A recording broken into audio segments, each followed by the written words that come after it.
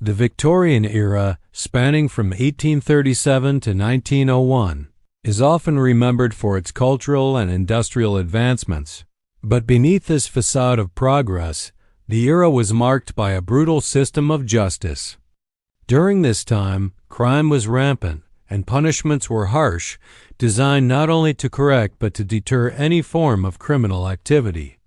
From the infamous hangings in public squares to the grueling labor and penal colonies, justice during the Victorian period was cruel, unforgiving, and often shocking to modern sensibilities. The era's crime rates were high, and many of the punishments were public spectacles meant to reinforce the government's control over the populace. The Bloody Code, a series of laws that made over 200 offenses punishable by death, left many in fear of facing the gallows for even the most minor offenses. Petty theft could result in a death sentence, and in some cases, the fear of death was enough to drive many people to the edge of desperation. But what made the punishment so severe, and what crimes were considered so heinous? As London rapidly grew into a sprawling metropolis, with over 6 million people by the late 19th century, the streets became rife with crime. Poverty, overcrowded slums, and a growing sense of inequality led to a desperate class that was often pushed to criminal acts. From pickpockets to violent thieves, the streets were filled with criminals seeking to survive in a harsh urban environment. However, not all crime was petty. The Jack the Ripper murders in 1888 remain one of the most infamous criminal cases of all time, and the fear they created exemplified the depth of violence and mystery surrounding Victorian crime. During the early Victorian period, the Bloody Code ruled the land. Crimes that were considered attacks on property were seen as direct threats to social stability and the kingdom itself. Theft, regardless of its value, could result in the death penalty. This harsh law led to widespread fear and cruelty as the fear of execution hung over many. The public executions were a grim reality of the Victorian justice system. Hanging became the primary form of capital punishment, and these executions were often carried out in front of large crowds, serving as both a deterrent and a public spectacle. This public punishment, designed to reinforce the power of the monarchy and the church, left many victims dying in full view of the public. But it wasn't just about hanging. The criminal justice system also had many other forms of torture, including flogging, branding, and the pillory. In the Victorian period, executions were sometimes held in the open air in front of a large audience. The public hanging became a form of entertainment for the masses. These executions, which often took place in front of thousands of spectators, were a gruesome reminder of the state's power. Those who committed serious crimes, like murder, could face the ultimate price, a public hanging. The crowd would gather in anticipation, and as the victim was hanged, their fate was sealed. A chilling reminder of the cost of defying the law. Yet, what's most disturbing is that for some offenses, the punishment didn't end with death. Instead, the bodies of the dead were often desecrated, further symbolizing the Victorian era's disregard for human life in its pursuit of law and order. For those whose crimes weren't deemed worthy of death, punishment was often still severe. The creation of the penal system, with its various levels of forced labor, also became a cornerstone of the Victorian approach to justice. Instead of being executed, offenders might be sentenced to transportation, often to the distant shores of Australia, which was used as a penal colony for Britain. Transportation served as a form of exile, effectively banishing individuals for their entire lives, forcing them to survive in brutal conditions in an unforgiving land.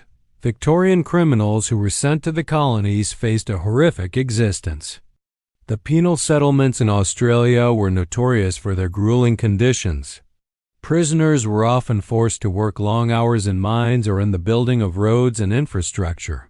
While some may have viewed this as a punishment, the conditions in the colonies were almost as brutal as death itself. Many perished due to diseases, malnutrition, or the brutal nature of the work they were forced to perform. The legacy of transportation still resonates today as it forever altered the population of Australia. But not all punishments involved transportation or execution. Corporal punishment was a frequent method for dealing with minor crimes. Whipping, flogging, and the pillory were common forms of punishment, especially for theft or other social transgressions. Those found guilty of smaller offenses were often publicly humiliated. The whipping post was a familiar sight in Victorian England, where criminals were tied and whipped in front of a crowd. The pain and public humiliation were meant to serve as a strong deterrent. This public form of punishment served not just to punish the criminal, but also to instill fear and compliance among the public. A simple act of petty theft could lead to someone being publicly flogged, and the public shaming was seen as a tool to maintain social order. In Victorian prisons, forced labor was the most common form of punishment. The treadmill, a device used for punishment, required prisoners to walk in place for hours at a time with no way of stopping. The goal was not just to wear down the body, but also to break the spirit. The prisoners were subjected to harsh conditions, enduring back-breaking work and a lack of food, resulting in both physical and mental tolls. Those unlucky enough to be sentenced to hard labor found themselves in an almost endless cycle of punishment. But the treadmill wasn't the only form of labor. Workhouses, where the poor were sent to work for minimal food and shelter, became a staple of the Victorian system. While intended to deter people from begging and poverty, they became a prison in their own right, where the poor and destitute were subjected to grueling work conditions.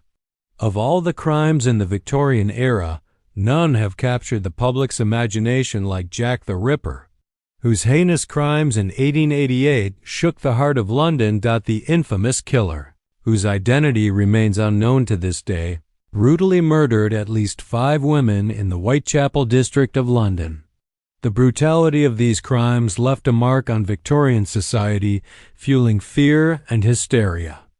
The media frenzy surrounding Jack the Ripper's killing spree amplified the public's terror. His victims, often prostitutes, were brutally mutilated, and the mystery of his identity made the crimes all the more chilling.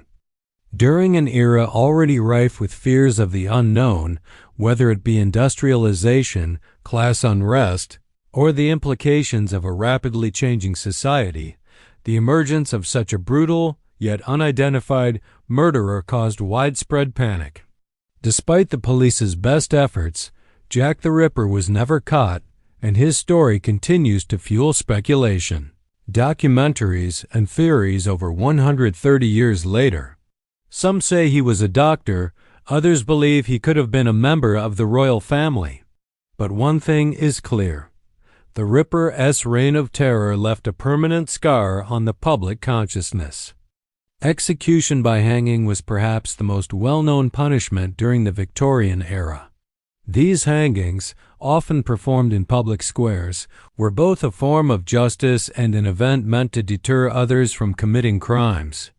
The gallows, a symbol of death, was a fixture in the lives of Victorians, who feared the possibility of the death penalty looming over even the smallest transgressions.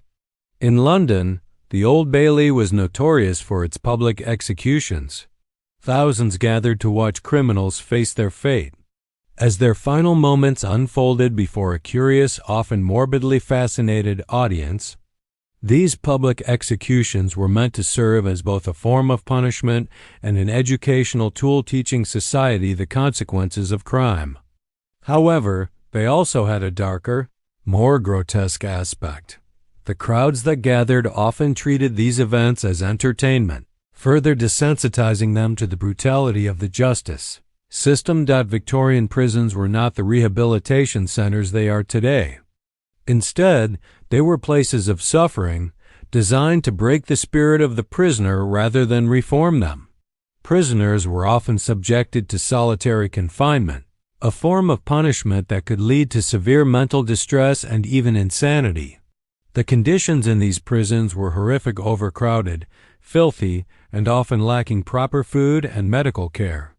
Even those who didn't face hard labor endured a harsh existence behind bars. The Pentonville prison, one of the most infamous prisons in Victorian England, was designed with the principle of isolation in mind. Prisoners were kept in cells for 23 hours a day and only allowed 1 hour of exercise in total isolation. This form of solitary confinement was seen as a way to reform criminals by forcing them into self-reflection, but it more often led to mental breakdowns. As the Victorian era drew to a close, attitudes toward crime and punishment began to shift. Influential thinkers and reformers began to advocate for a more humane approach to justice. The bloody code was slowly dismantled, and death penalties were reduced in favor of less extreme measures. Prisons began to focus more on rehabilitation and education rather than just punishment. While the transition was slow and met with resistance from those who believed in the old ways of deterrence, the Victorian era's prison reform movement laid the foundation for modern criminal justice systems. This period marked the beginning of a shift from viewing criminals as inherently evil to seeing crime as a product of societal factors, such as poverty and lack of education. The crimes and punishments of the Victorian era are a stark reminder of a time when justice was often more about control and fear than rehabilitation or fairness. The gallows, the whipping post, and forced labor are all symbols of a society that saw crime as a direct challenge to its established order. Yet, the criminal justice reforms that began in the Victorian period marked the start of a more modern, humane approach to law and order. While we look back at these dark practices with shock and horror, the lessons learned from the mistakes of the past continue to shape the way we view crime and punishment today. The Victorian era's brutal justice system, however cruel, was ultimately a part of the historical evolution toward a more just and fair society.